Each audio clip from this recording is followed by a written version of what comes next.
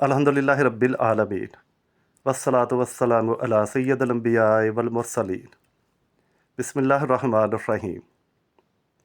درود پاک کی شان اور چاروں بڑے فرشتوں نے کیا پیغام دیا۔ روایت میں آتا ہے کہ ایک دن حضور نبی کریم صلی اللہ علیہ وآلہ وسلم نے صحابہ کرام کے سامنے پل صراط کے حالات بیان فرمائے کہ پل صراط بال سے زیادہ باریک، تلوار سے زیادہ تیز، آگ سے زیادہ گرم اور ہے بھی انتہائی اندھیرے میں۔ یہ باتیں سن کر صحابہ کرام غمگین ہو گئے۔ صحابہ کرام کو غمزدہ دیکھ کر میرے آقا و مولا میرے لجپال نبی صلی اللہ علیہ وآلہ وسلم بھی غمزدہ ہو گئے کہ میری امت کے لیے پل صراط پار کرنا کتنا مشکل مرحلہ ہوگا، یہاں تک کہ نبی کریم صلی اللہ علیہ وآلہ وسلم کی پاک آنکھوں سے آنسو جاری ہو گئے۔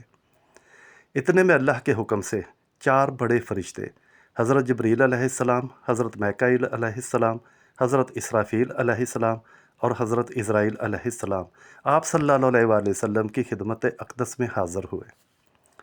حضرت جبریل علیہ السلام نے عرض کی کہ یا رسول اللہ صلی اللہ علیہ وآلہ وسلم، آپ کا جو امتی آپ پر درود و سلام پڑے گا، میرا وعدہ ہے کہ میں اس کا ہاتھ پکڑ کر اسے بجلی کی طرح پل صراط پار کراؤں گا۔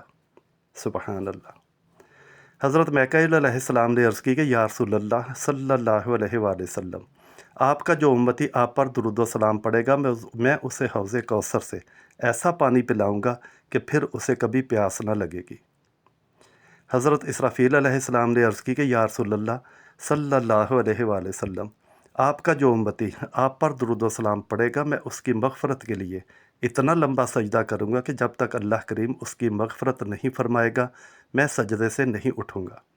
اللہ اکبر۔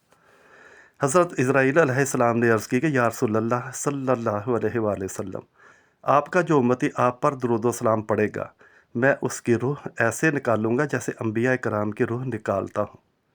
اللہ اکبر۔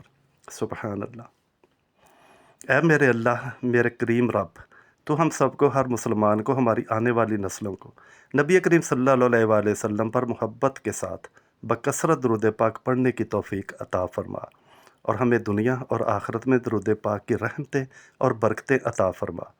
وصلی اللہ تعالی علی رسول خیر خلقہ محمد وعلی آلہ واصحابہ اجمعین، وسلام علی المرسلین والحمد للہ رب العالمین۔